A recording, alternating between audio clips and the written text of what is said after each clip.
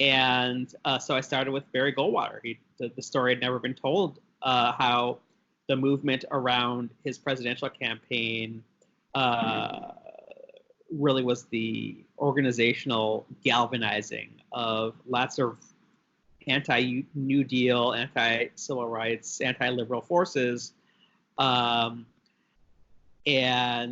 once I began studying it, I realized that there was a pretty coherent narrative to be told between Barry Goldwater, the Republican nominee in 1964, and Ronald Reagan's victory in 1980. Well, let's talk about that first book in the series, Before the Storm.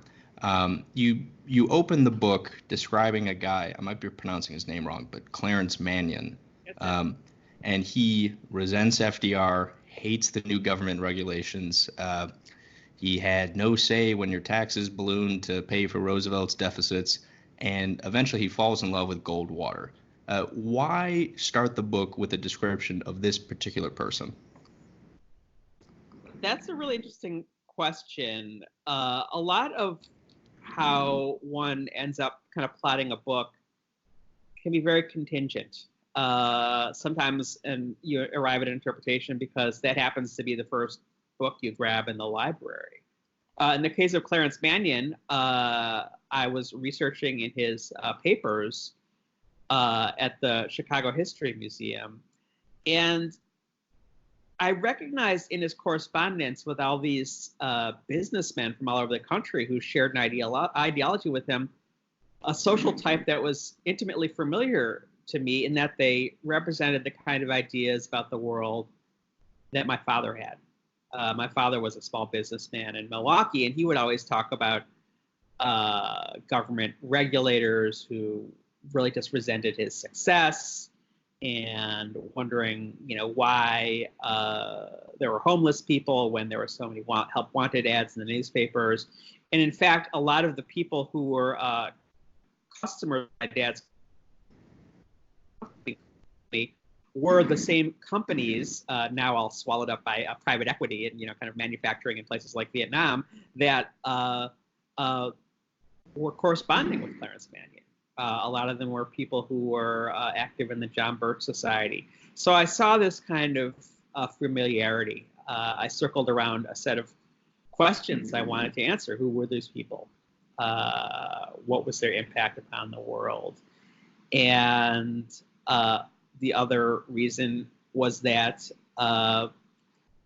Mannion was the guy who started the organizing that sent Goldwater on his way to first publishing this book, Conscience of a Conservative, which was almost entirely a product of Clarence Mannion's organizing and imagination, much more than Barry Goldwater's.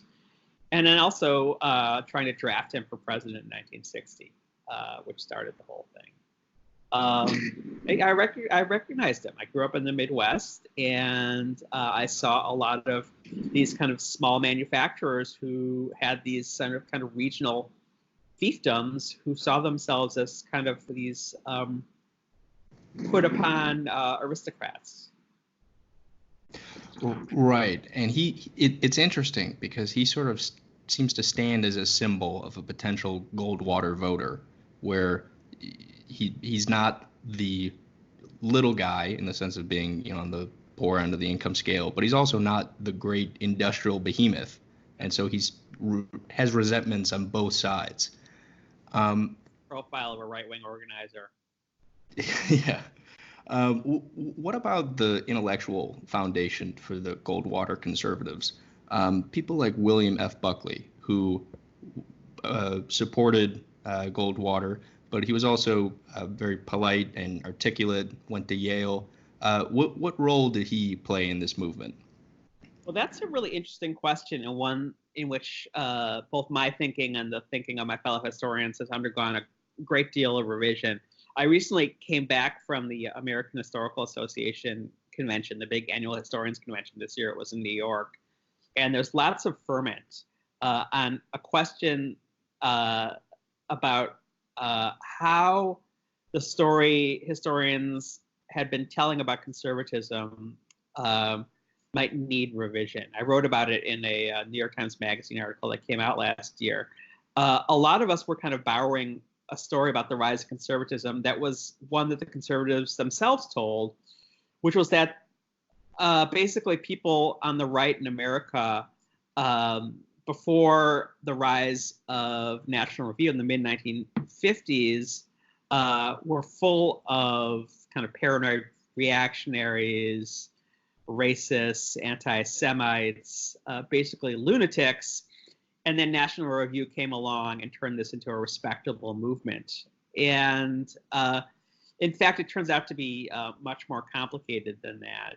That National Review and William F. Buckley played a very important role in getting conservatives taken seriously, or taken more seriously, by sort of the mainstream media and kind of the gatekeepers of political society.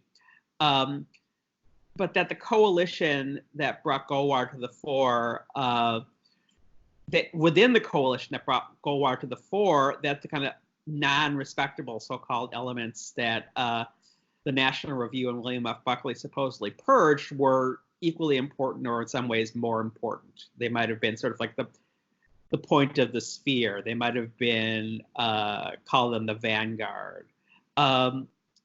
William F. Buckley, the more I study about the right from sort of the 1940s and even going back to the 1920s and the present, the less important he seems, except as a kind of intellectual validator, almost like kind of a Sherpa, who's kind of like standing in between this kind of cauldron of right-wing rage and the gatekeepers who tell Americans what's respectable and what isn't.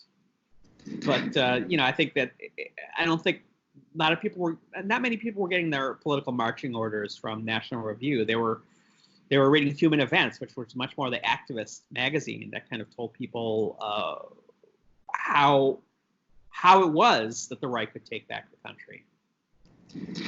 Right. The description of Buckley as a Sherpa. I've also heard the phrase intellectual Zamboni, of sort of cleaning up the ice. Yes, and the ice was a lot choppier than historians have reckoned. Yes, to give an example, I'm reading a book about right-wingers who have carried out who kind of like a right-wing tradition since the 1950s of organizing paramilitary operations in communist-held countries, right? Which is not exactly the sort of thing that is safe to kind of take home to mother, Right. That Goldwater himself was widely recognized as being anti-establishment, at least anti-conservative establishment, and he won the nomination when before there was party reform and primaries and caucuses became much more open. So how did he secure the nomination? Why wasn't the establishment able to block him? You're really an undergrad, Duncan? I'm kind of skeptical here. You should get out more. No, I'm just kidding. No, I was the same way. But I was obsessed with kind of obscure left-wing organizations in the 1960s, which was what people were thinking about when I was, growing up in the 80s and 90s. People weren't really thinking about the importance of the right when it came to American political history. Yes. So that's a very fascinating part of the story. The figure at the center of it was a political operative, really, named F. Clifton White, who came out of the Young Republican movement, and William F. Rusher, who was the publisher of National Review, and they kind of got together and were kind of disgusted by the moderates who were running the Republican Party, the people who came out of Eisenhower. They favored this guy named Robert Taft, who had been defeated by Eisenhower. And they realized after Eisenhower left the White House that Eisenhower had almost become the Republican Party, that the actual organizations, the actual kind of clubhouses were very slack and fallow. And that basically taking over the party institutions and organizations, the county meetings, the precincts, from the ground up would be like, quote, pushing on an open door. So fascinating thing is F. Clifton White had run-ins in the 1940s with communist organizers and had seen them take over liberal organizations, which was, really something that actually, happened. It wasn't just a Cold War fantasy. What they would do is they would, show up at meetings, and Trotskyists still did this much later, and sometimes still do it. They would show up at meetings early. They would leave late. They would master parliamentary procedure. They would master techniques for making themselves look like they had more people than they did. They would learn the rules. And through hook or by crook, they would use methods to turn basically a highly motivated minority into the controlling faction. A lot of the ways in which conservatives and Republicans used their minority status and still managed to maintain control in political organizations now, you can date to these techniques. So F. Clifton White took advantage of the fact that delegates for party conventions largely were chosen in these kind of closed-door, small group meetings that had become just very, very fallow. And sedulously and determinately and patiently and quite brilliantly, they were able to kind of put together this organization, precinct by precinct, county by county, state by state, until almost before the Republican establishment realized what was happening under their nose, Goldwater fans had taken over the Republican Party. And by the time they got to the convention in the summer of 1964, they had a lock. And the people covering the convention, even almost to the last inning, kind of just assumed that this thing was an epic phenomenon. This wasn't really happening, that this wasn't really real.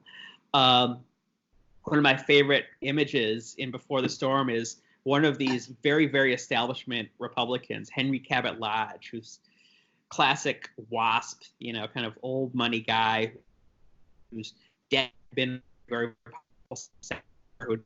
ambassador to Vietnam under Lyndon Johnson, shows up. He gets to his hotel room and he looks through the list of the delegates. He says, "I don't recognize any of these names," which was, completely a shock, completely a horror. And next thing you know, this guy who, if you look at the polls of what Republicans say they want in a nominee, represents very little of that, is the guy who they're putting forward against Lyndon Johnson in November.